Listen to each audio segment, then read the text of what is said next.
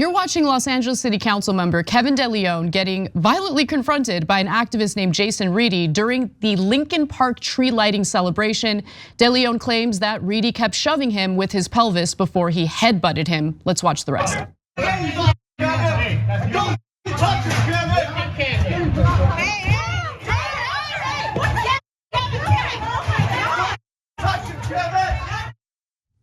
Now, Reedy, the activist you see in Kevin De León's face, is an activist and organizer with a group in Los Angeles known as the People's City Council.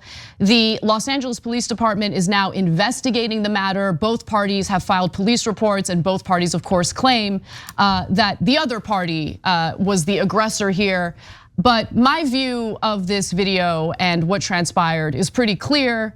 Before I give you my thoughts and some more background into this story, I want to go to you, Cenk, and get some of your thoughts on what we see in that video. Yeah. So we're from the left wing, and so we should be predisposed to agreeing with Reedy in this case.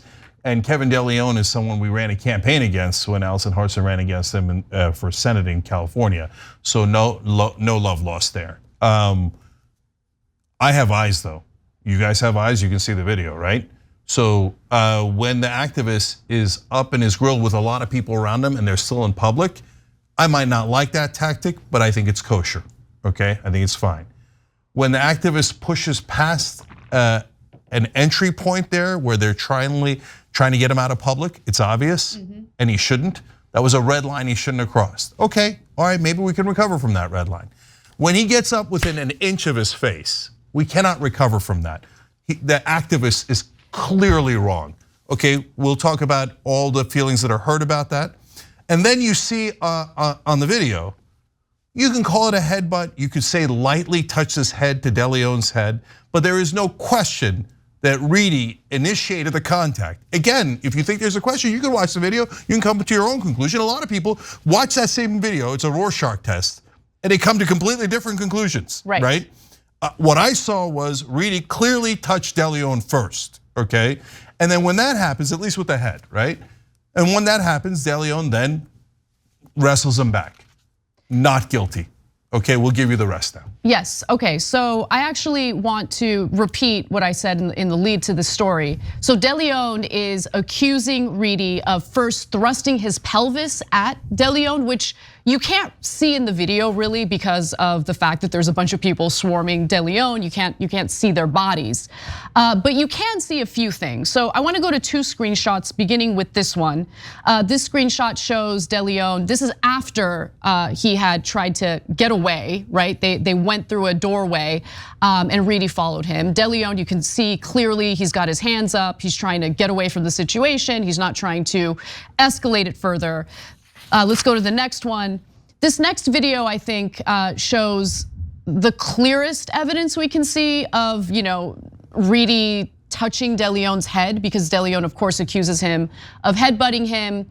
And I took the moment in the video and slowed it down just to kind of see it in slow motion. You guys can judge for yourselves. Let's take a quick look at that. Let's keep our mics up though. So you can see, yeah, I mean. No, it's Reedy. There's no question it's Reedy. Yeah.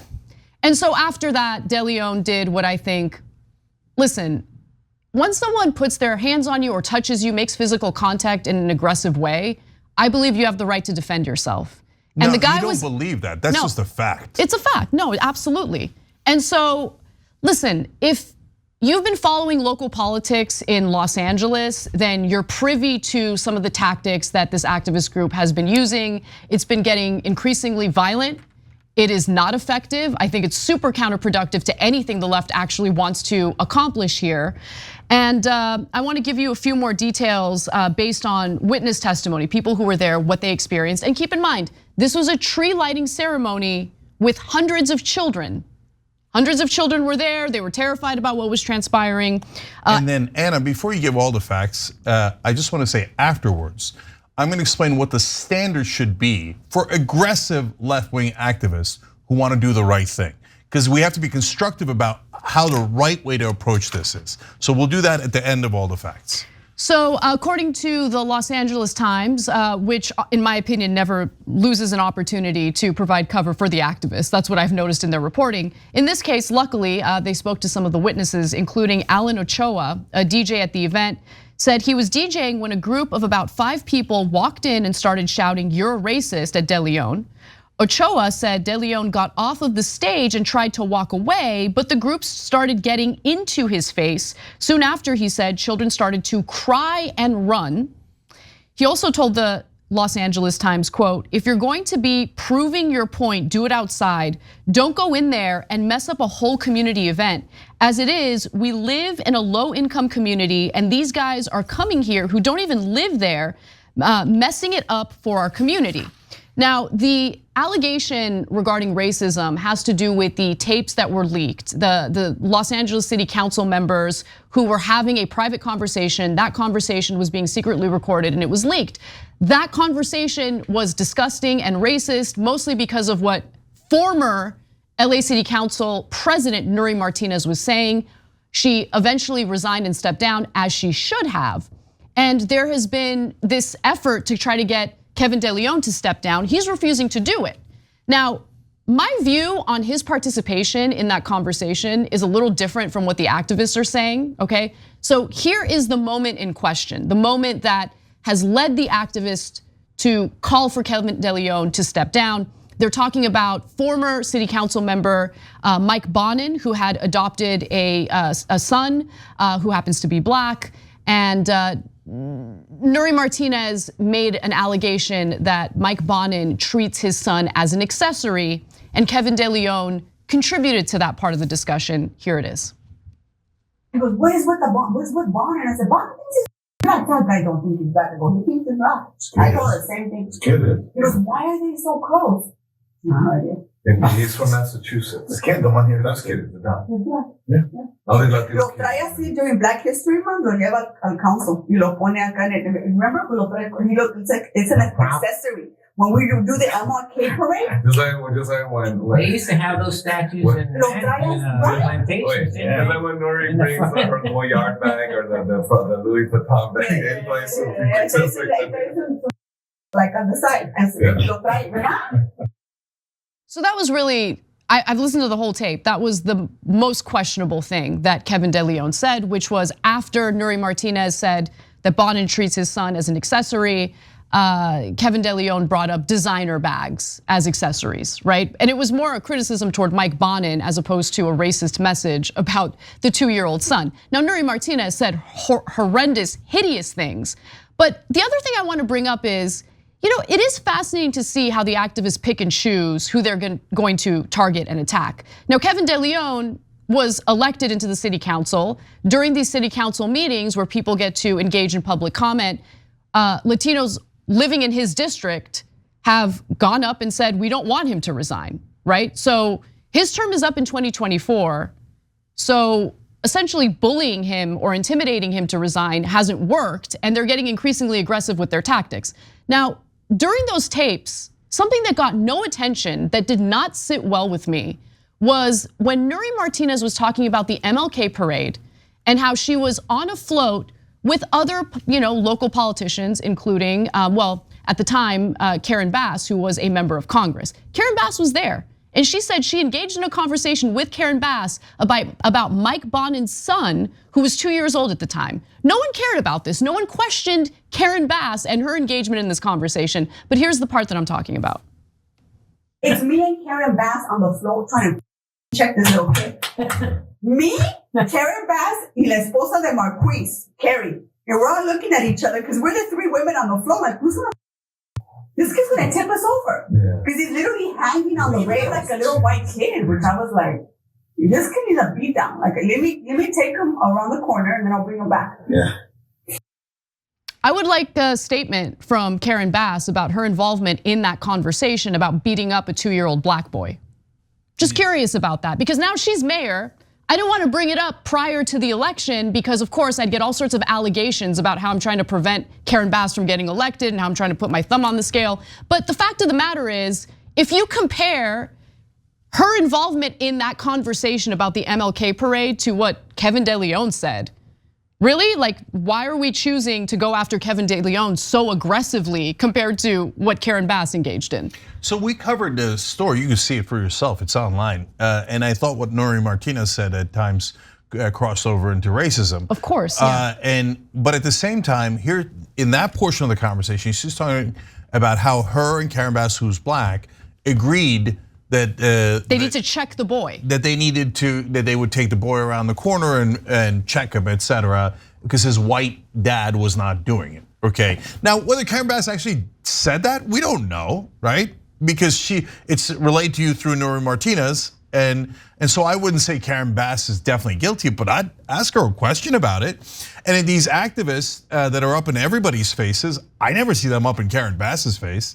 I'm not, and by the way, don't. Okay, there's the right way to do it and wrong way to do it. But Anna's right, for some reason, Karen Bass, who could have been a central figure in this, is not at all discussed. But De Leon, who was in the room and made a comment about Gucci or something. Louis Vuitton, yeah. When he was talking about Mike Bonin and not the kid, is somehow like the worst of the worst. That doesn't make any sense at all. Now, if you say, hey, I don't like that De Leon was in the room and he didn't speak up, that makes sense, okay? And that's a perfectly valid opinion. If you think De Leon should resign, perfectly valid opinion, okay? And we can agree or disagree about that.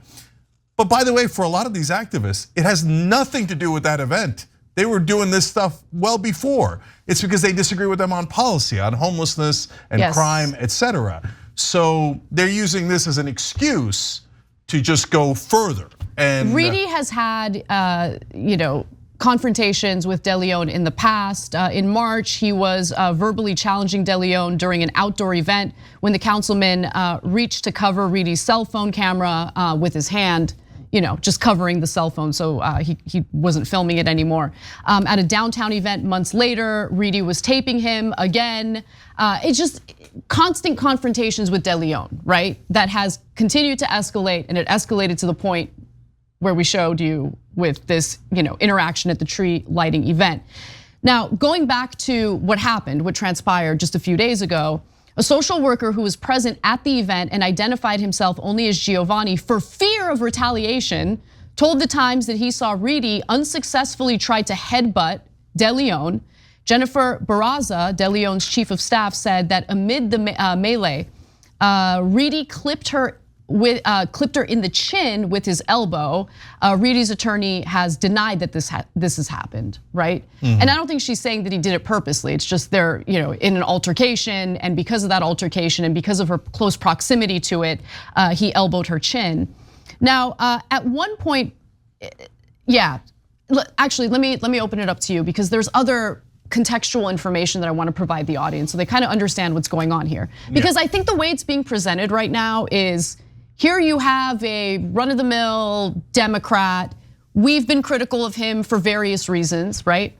And look at these innocent, wonderful activists who are doing nothing wrong, and then they get beaten up by Kevin De Leon. But no, that is not what's happening. I think the tactics that they've been using and basically escalating over the last several months is incredibly toxic, is incredibly dangerous.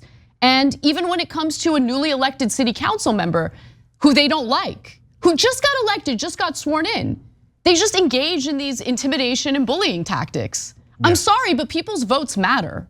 Just because you don't like that person who just got elected into the district she got elected in doesn't mean you get to go terrorize her.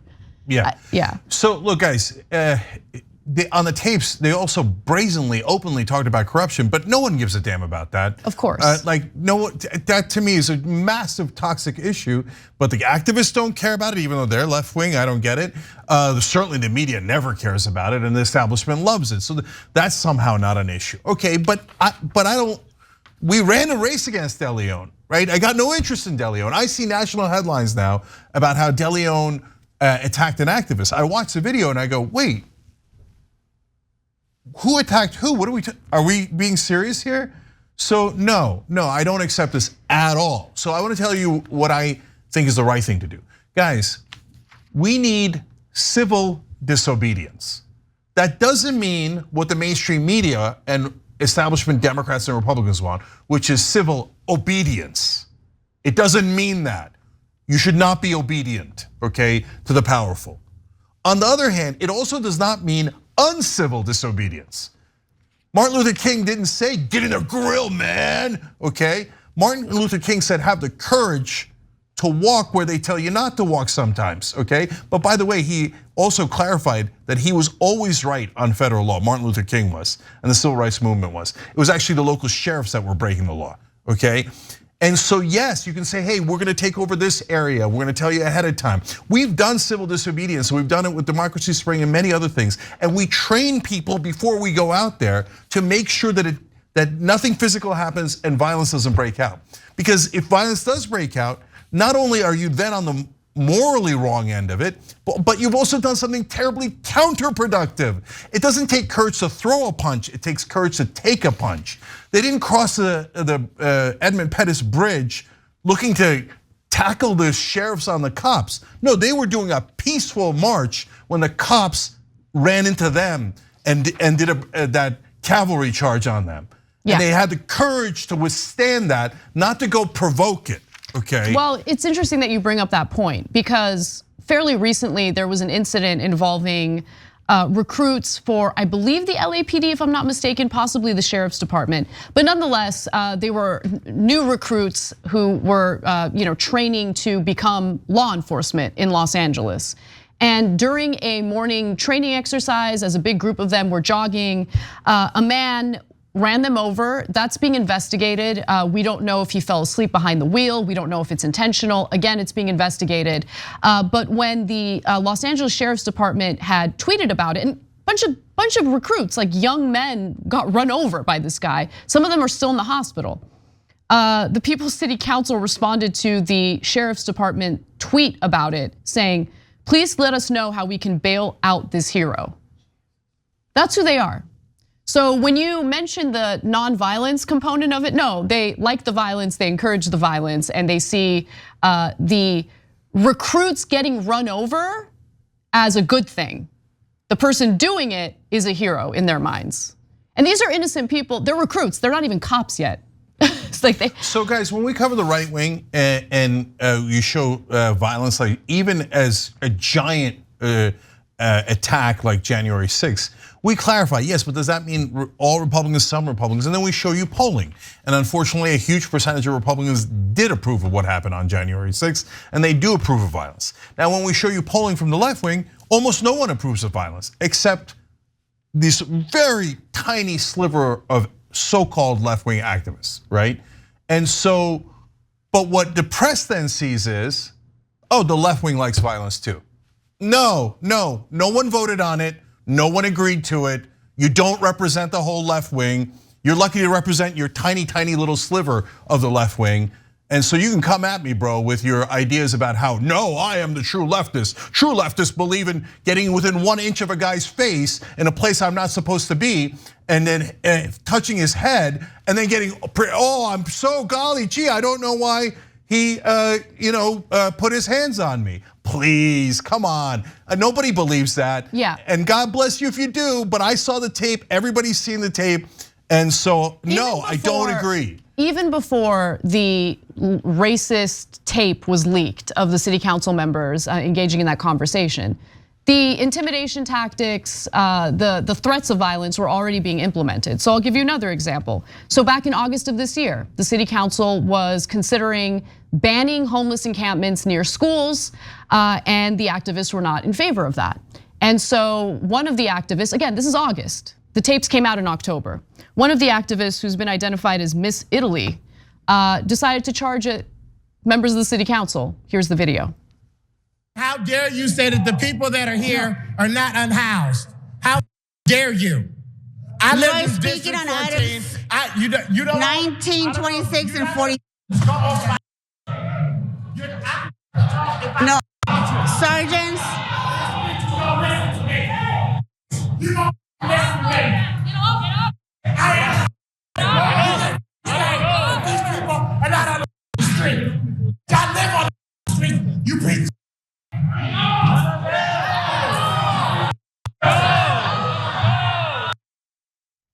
And And I want to also draw attention to the swearing-in ceremony for Tracy Park, a newly elected city council member who was elected on the west side of Los Angeles. Newly elected, just got sworn in.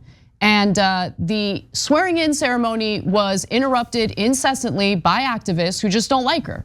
They don't like the way the vote went, just like Donald Trump supporters on January 6th. And I want to give you just one example of what the swearing-in ceremony looked like.